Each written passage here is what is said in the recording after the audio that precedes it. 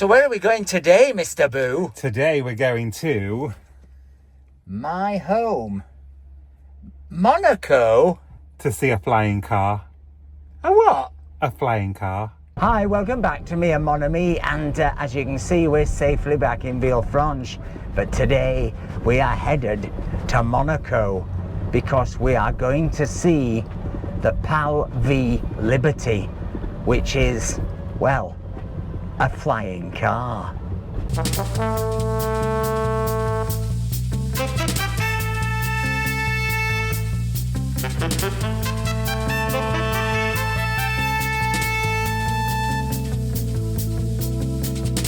So, as I say, we're back in Villefranche, aren't we, Mr. We Boo? are. After the excitement and the contribulations and the fantabulations of Marseille, with all the young people and the 2 million people vibe and the graffiti, we're safely back on home territory. And as you can see, Villefranche is a bit quiet. Now, to be fair, a couple of days ago, it was beautifully sunny. We drove on here. If I've got some footage, I'll put it up for you. You'll see just how busy and lovely the beach was. But yesterday it was a bit wet, and this morning it's been a bit grey, though the forecast actually for the next week is pretty sunny, isn't it? In fact, it's very sunny. But it'll be interesting for us on this drive today because, you know, we're always showing you the French Riviera at the height of summer, or when it's a gloriously sunny day or high season. Well, today you're going to get a look at it in, I think, probably the depths of low season. Yes. Because not only is it sort of the last week in November, first week in December, but, you know, this is a time when many of the restaurants close, many of the big hotels close. So it really is the lowest of the low season. Things will pick back up again, obviously, for Christmas, and then through into February and the Carnival and the Monton Lemon Festival, etc. But let's drive now through Villefranche when we get through the Barrière Automatique. Now, there's a good advantage of winter. Free parking, we like that. But let's drive on Villefranche and see what's actually open, because I know some of you do think about coming in winter, and I think it's a fantastic time to come, but you have to be prepared for many places to be closed. This is open, Espuma. Let's see what, as we go into Villefranche, what else is actually open. So let's see when we get past Corporation beep cart blocking up the road. Oh no, it's going. Let's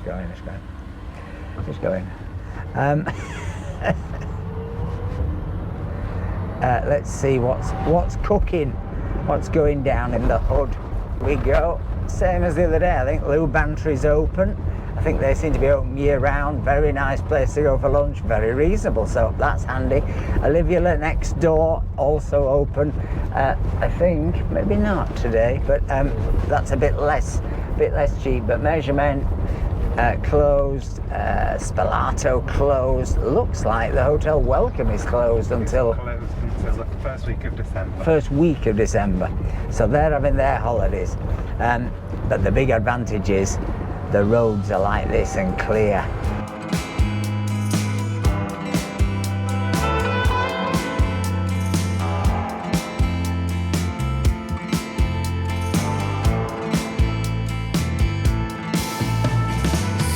I bet the viewers are thinking they're not going to see a flying car, or if they are, it's because they're doing chitty bang bang at the Forum. So I go up here. Go up this one, yeah. At the Grimaldi Forum, but it's not. It's a real flying car. It's a real flying car. It's an auto gyro car thing. Is that what they call it?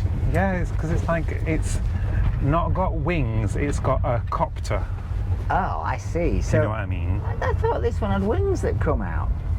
No, it's got a copter. Oh, so they fold out the copter. Yeah. But it is genuinely a legal, road legal, air legal flying car that they've got on display in Monaco. Obviously, they think they might sell a few there, but I think more importantly, they're trying to pick up investors.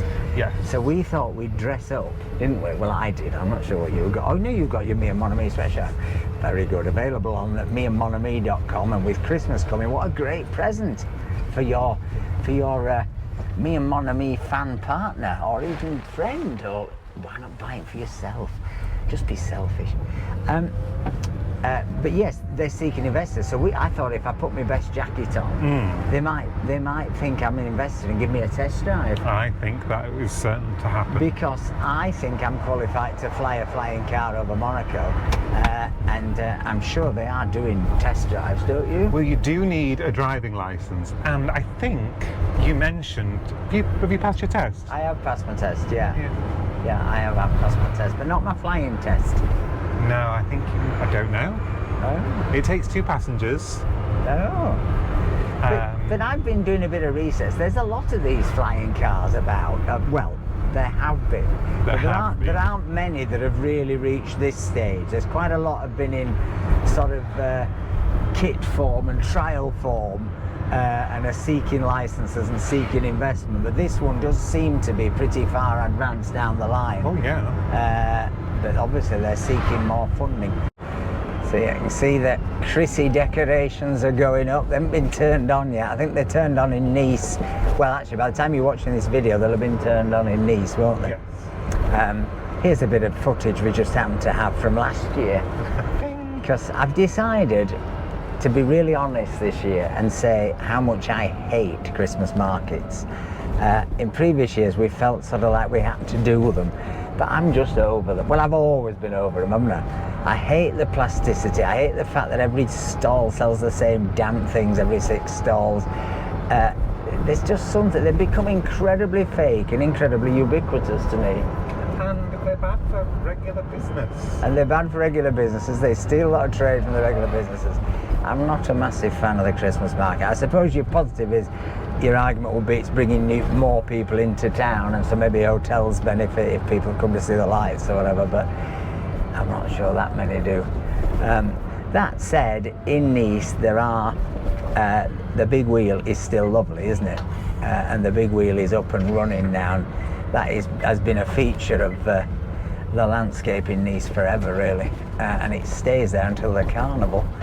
And they also often have some quite nice decorations here in Beaulieu, don't they? They have a little skating rink in the square. Yeah, I wonder if that'll come this year. Which is very cute, and a bit posh, like Beaulieu is, a bit posh. Oh, they've got a new tree this year, look. Tree outside the pharmacy Anglaise. It's a very formal tree, that one. But yeah, they don't lack for a bob or two here, and the market's going, but it's usually in there that they put the skating rink. Any sign of it? Not yet. There's a lot of lights on the bandstand there. Lights are up. And there's Teddy Santry over here last year. I remember. Anyway, let's press on to Monaco, to the flying car. And by the way, we're hoping we might get a spot of lunch in Monaco, or well, very near to Monaco, because we've got somewhere to take you that I think we've pointed out before, but I'm not sure we've actually dined in on a video, but I might be wrong. But anyway, we're going to take you somewhere, hopefully.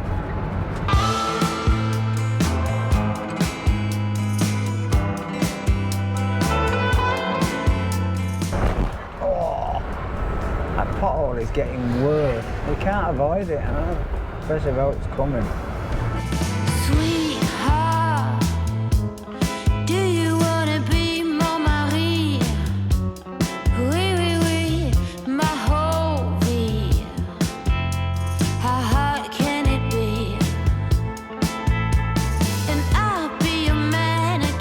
We come down here onto the border into Monaco, you know, traffic can back right up here.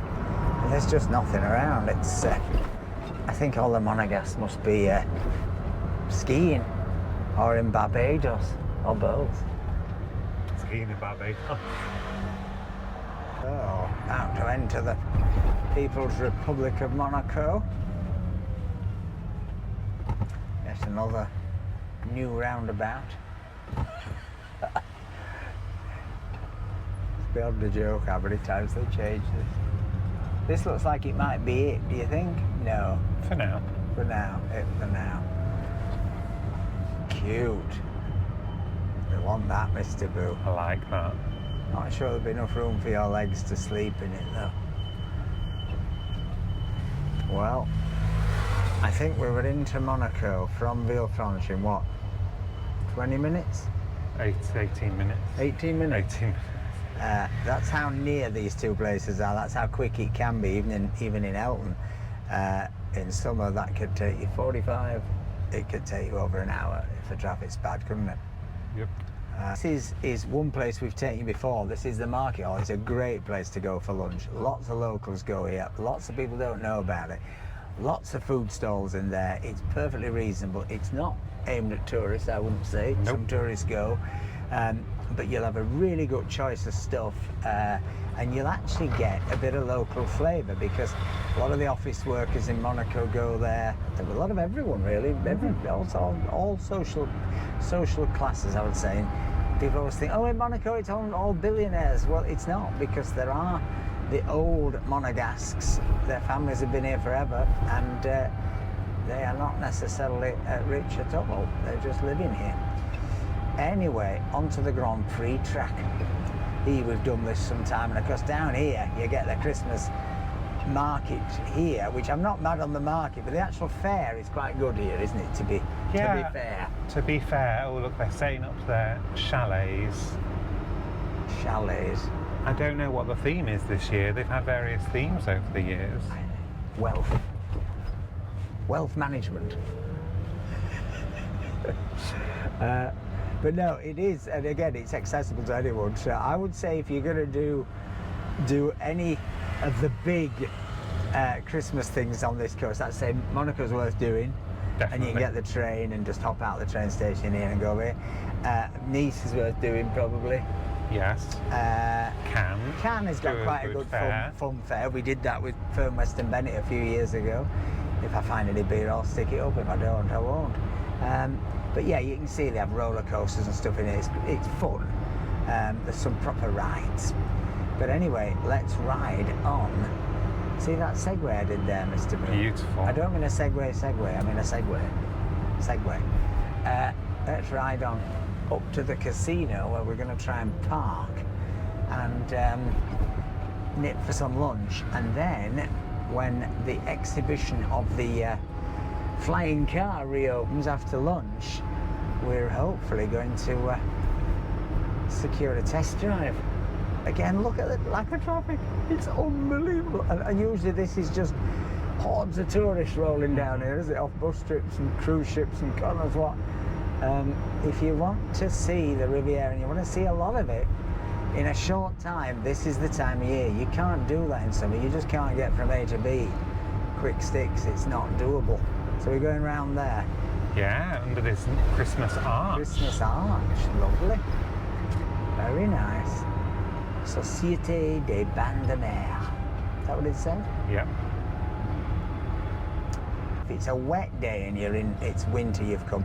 Monaco's not a bad place to come, because there's some very good underground shopping centres here that'll keep you out of the rain.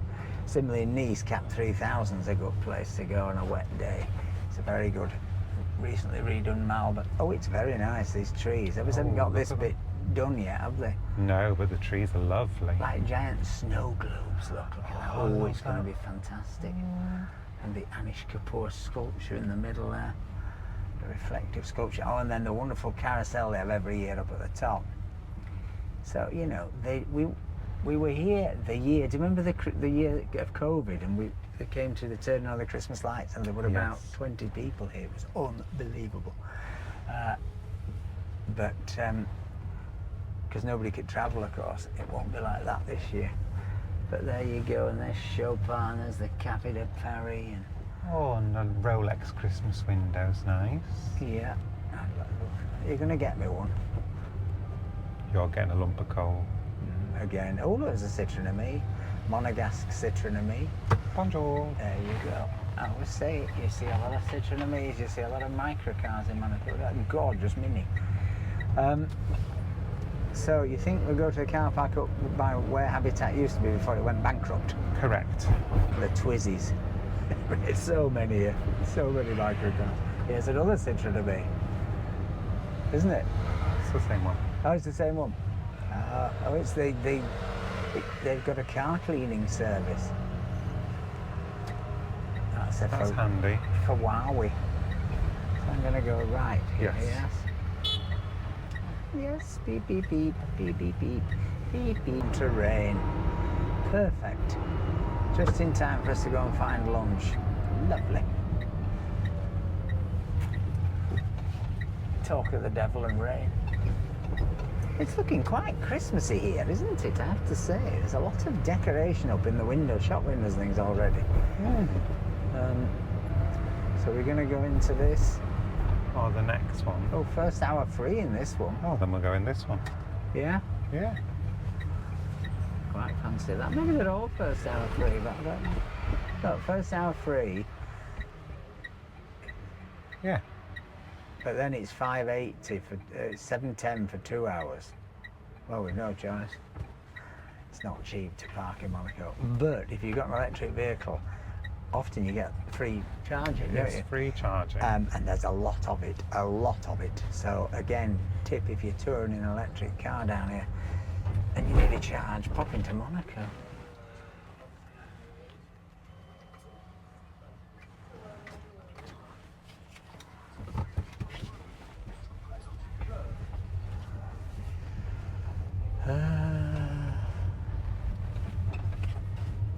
Lot of motorbikes. Just on the right hand side here in this lime green, lime yellow section. There's a Twizy. There's a Bureau. See, so many microcars here. Less microcar those ones, but a Another Twizy Twizy. there, another Twizy there, Twizy. another Twizy there. Tesla. We don't want to charge, do we? It's here. Reserve for Monaco charging point only. We've not got the thing, have we? Yeah, we can charge that. Can we? Yeah. And we won't cost anything? No. For sure? Yeah. Oh. Cool.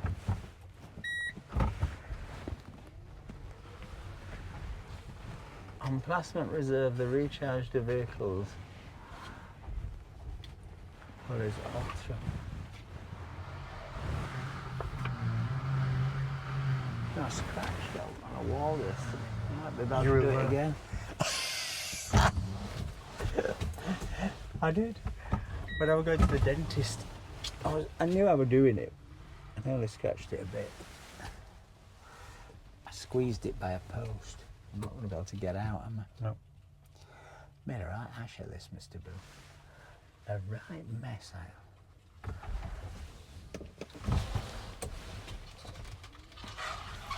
Squeaky. I never realised your first hour was free. If you're only going to Zara, you'd be sorted. Yeah. But yeah, seriously, you could do it, or you could come and move it and go into another one. You're going to use Mr. Boo. Charge Map Pass. I believe a card is not necessary. Really? I believe. He's making it up. I don't recall this, but then we never usually charge in Monaco, do we? We don't need to. We just got lazy today. Don't we? We just got lazy. What do you think? What do you think? You ready for your lunch? You ready for lunch, Trix? You ready for lunch? Yeah. You ready for lunch, aren't you? And then to go see the flying car. Who's going to see the Queen on Christmas Day then? Not you, because she did. Do you remember that when Frank Spencer said to his child Jessica that she was going to see the Queen on Christmas Day? I used to love some mothers do, haven't. Are we on? Yes, we're on, Mr. Boo. No card required. Just pull in, plug in. I mean, I have to say, on that level, Monaco wins, doesn't it? Certainly does. Winner, winner, chicken dinner. Talking of which, let's go get one. Chicken lunch, or lunch.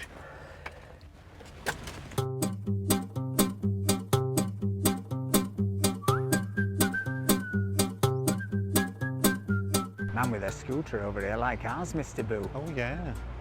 Nice. So, if you're wanting to know where we're headed, we're just by the church that used to be next to Habitat. What's the car park there called? Saint Laurent. There's a million car parks in multi-stories here in Monaco, but that's the Saint Laurent one by the church, which is where Habitat used to be. And if you just go behind here, we'll see where we're going for lunch. So you come up these secret steps at the side of the old habitat, and up here is the Marché de Monte Carlo. There's quite well-used restaurants on either side of the street here. We've never been to these, but they often look quite promising and reasonable. They're sort of used by locals and people who've been working on the market. But we're going to carry further on. That pasta place there does a different pasta every day, and it's €13.50. Yeah. And on the other side of the street, the sandwiches and sort of bits look really good, and again, really reasonable. So if you're looking to come to Monaco and don't want to be robbed blind, there are good places to eat inexpensively. €13 for a plat de jour is the price it would be most places, really. It's cheaper than Nice. Well, there are some $9.90 places in Nice, but you have to know where. Bizarrely, Mr. Boo is just crossing the street, which is the border between Monaco and Beausoleil, which is the border between Monaco and France. So you're now in France. This is France, isn't it? The other side of the street was Monaco. Oh yeah. Because it was the Marché of Monaco, and I noticed the parking ticket machines here had suddenly changed to Beausoleil. Just like that. And if you can see right ahead of me, these incredible escalators, which I don't think I've ever been up, but they are ridiculous, aren't they? They certainly are. And they go right up to the top, and the kids would love it. It's free trip, free ride. But this is where we're taking you for lunch. This is the Marché of Beausoleil, the famous market which was designed by, of course, our old friend Gustave Eiffel, as in the Eiffel or Eiffel Tower. But it's also got some great food stalls in here. And it's a little bit like the one in Monaco, but a smaller scale one, and it's in Beausoleil, and I think it's perhaps just a little bit cheaper, but let's see what they've got. So this is the market hall, all kinds of different food stalls. You've got over here sort of salads bar, and then the Comptoir de Marché in the centre, which we're thinking of because we think we might be able to sit down with Twiggy, because we're not sure you can leave dogs in here. This place I've been to before does great lasagna, great traditional soccer, great chicken, and tarte aux flettes, which is the traditional blette tart. And then you've just got a fish stall over here and a boucherie. So it's a mixture of food stands and market hall. There's your butcher stuff. But it's a really nice place to sit. It's a historic market hall. It's got tons of atmosphere and flavour. And if you want to eat inexpensively, I would suggest that the one over there that was doing the sort of soccer and the local specialities is very reasonable. But I think we may have to eat at the Comptoir de Marché for the simple reason that we're going to have to sit outside with Twiggy, but maybe not. So are you thinking about something from over here? Oh, this one, the corner bar. Yeah. Lasagna and also the tartare. Oh, where's the tartare? Oh yeah. Oh, I might go for that. Just need to check we can sit with the dog. What do you fancy, lasagna? Lasagna. Yeah. Can we eat in here? Yeah, I think we can eat in here. Do you think? Yeah, I think so. We've opted for this one because some cracking old school tortilla, almost Spanish omelette there, ground tortilla, and then some little chorizo and onion and poivron omelettes alongside all the hams and cheeses, and then some empanadilla should I say, of tuna and beef and cheese, and patatas bravas. So it's definitely the full Spanish theme going on here.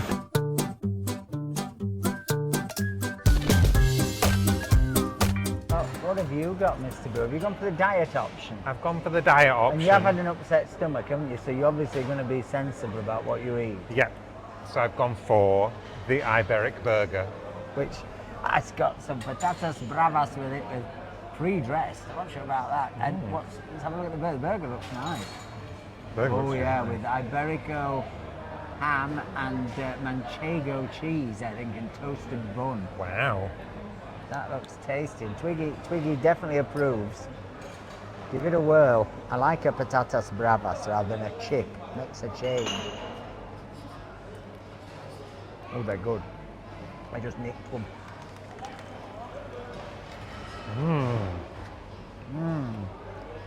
Can't speak because you've got that much in your mouth, can you? It's very nice. Does look that. Really nice. How are the patatas? Not sure whether this is a traditional steak tartare or an Italian one, but it comes with lemon, which is interesting. You don't often get lemon, do you? No. And that must be the Spanish influence. The patatas bravas are lovely, little fried potatoes. Really delicious. Makes a big change from chips. And no egg, no raw egg on the raw beef. Looks like we've got some onion, looks like we've got some herb. Oh, it's yum. It's quite spicy, moderately spicy. It's sweet, got a lot of sweetness. No, it is quite spicy. Oh, it's definitely different. And I think there may be some, do you think these are little pine nuts? Oh, the pine nuts might say that it's going to be Italian, and is that Parmesan in it? So I think it's an Italian style one. But it's nice. It's not, sometimes the Italian ones are a bit dull, aren't they, for me? I like the spiciness of the French one. But very nice. And great place to sit. You get the feeling some tables come in every day, so they just settle down with a bottle of wine, didn't they? Good idea. They're probably not going to try and fly a car. No, you see, that's the difference. We have to be responsible for our flying. Someone's a big enthusiast of this burger, aren't you? Go transfixed.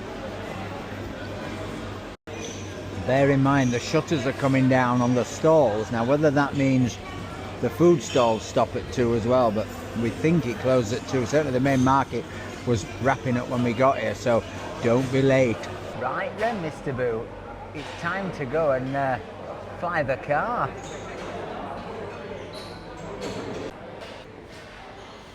Well, that was extremely good value. The total bill came to €30, and you could have had a cheaper burger without the bits on top for another couple of euros less. So really and truly about 12, 13, 14 pounds a head for a quick lunch in a nice place, and it was good.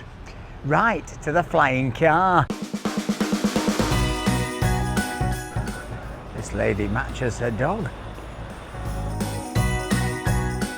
And interestingly, round the corner from the corner in the Marché is corner number 2. They have a little wine bar and food place here. Maybe this is open of an evening, not sure, but maybe it's open a bit longer than the one in the market.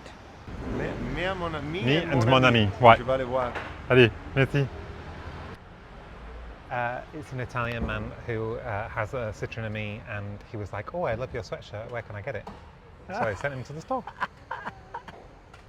Mr. Boo selling sweatshirts after his lunch before his flying car. Doesn't miss a trick.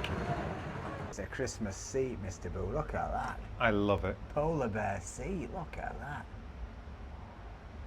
Mr. Boo sporting his favourite Lidl top as we go through the exclusive streets of Monaco.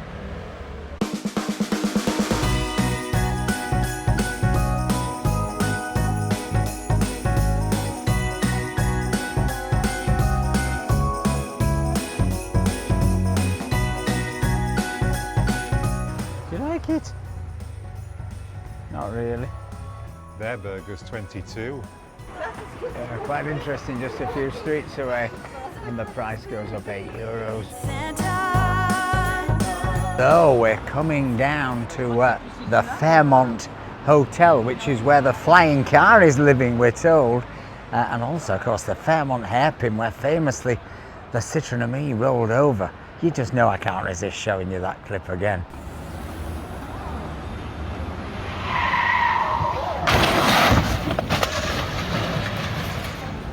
Look over here, this big tower block going up, which is sort of offshore, isn't it? It's extending out into the sea. Reclaimed from the sea. Because they've got no land left. Well, reputedly, the motor racing driver, Charles Leclerc, who won the Grand Prix and is a local lad, bought the penthouse in one of these I think, at the front for 50 million, apparently, allegedly. You can see it is quite literally built in the sea. Quite what the people behind here who used to have an unbroken view of the Mediterranean think. I've no idea, but that's what happens in Monaco, isn't it? Presumably somebody will build in front of these ones. They'll just build further out then. At one stage the plan was to go further out to sea, but this is actually the Med. This is not an artificial lake or anything, I don't think. Monaco, the city that never sleeps. Well, never sleeps because of building work. Christmas gift at Santa. A lot of people said when the Citroen Me rolled over down here, oh, it was all a setup because how come the cameras were there? Well, you can see the lads, well, you probably can see the lads over here sat on the wall. This is a famous place for car spotters to say, look, there's a Citroen Me coming down here, he's doing his driving lessons. How funny. But yeah, it's a very famous, that's the school I went to, Bon Conduit. That's the Citroen Me car. But yeah, this is a famous place for essentially car spotters to sit, and that is why they happen to have great video of that crash, because, well, they were here. That's not to say, by the way, that I don't think he was performing to them, for them. He was, I think, but I don't think he'll be doing it again because he got banned from Monaco. Now we're going to switch to the secret specs for a little bit because we don't want to be banned from the Fairmont for filming before we get to see the flying car. That'd be a bit of a letdown. So I'm afraid you're going to have to put up with the wobbly me look around like this. I'll try not to look around too much, but it's quite difficult to cross a road and not look both ways, if you know what I mean. And there is, outside the exclusive Fairmont Hotel, an exclusive vehicle. That, ladies and gentlemen, is a flying car. Let's go check it out. You can see it's even got its registration number on. Wowza. I don't think I've ever seen a flying car. It's got 3 wheels, it's got propellers, it's supposed to be able to set up in 10 minutes from a car into a flying car, isn't it? It only takes 5 minutes to go from road to sky. But apparently. That's not when you're putting it up though with your pump. Hey, if Mr. Boo was putting it up, it might take about longer than 5 minutes. How many seats? 2? 2 seats, 1 pilot, 1 passenger. Oh yeah. There you can see it's a combo inside of car and plane. How bizarre. I think, what's the range, Mr. Boo? Flying 500 kilometers. 500 kilometers. So here we go. Look, this does look a little bit like a plane and a little bit like a car. But this is a rotor blade, isn't it? It comes out. It's like more like a helicopter. Gyro. Yeah. So it's more like a drone in principle, or a helicopter. So the gyro principle means you have the propeller on the back. Yeah. That pushes it forward. Yeah. And then because of the wind resistance, the big rotor starts turning. Right. So you need 180 meters to lift off. Yeah. And then you can go flying 500 kilometers.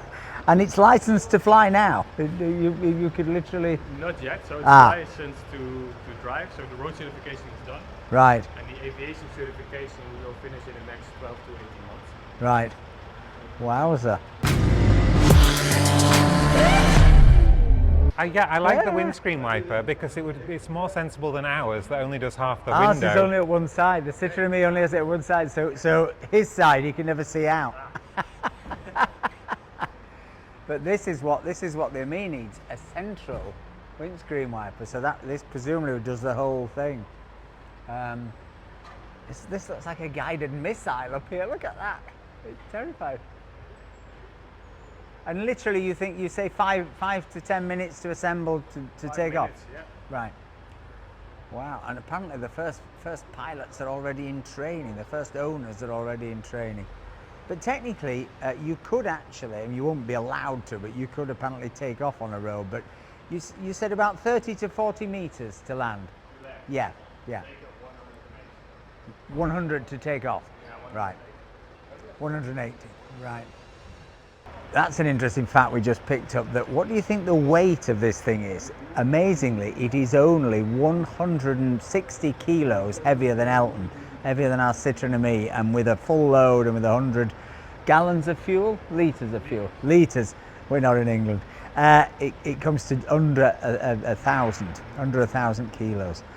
But it's carbon fibre. That's keeping the weight down, I guess. I like the orange, very Dutch. Yeah, it's good. It's the stuff of science fiction. I wonder how much it'll become science fact. €1,000. And we have the Pioneer Limited Edition, including all options. For example, dual controls, Right. flying, which will cost €500,000. I don't want him driving. And you want to be going to be one of the first 90 individuals. Wow, amazing. And you need a driving license and a pilot license or a gyro, Private pilot license or a gyro.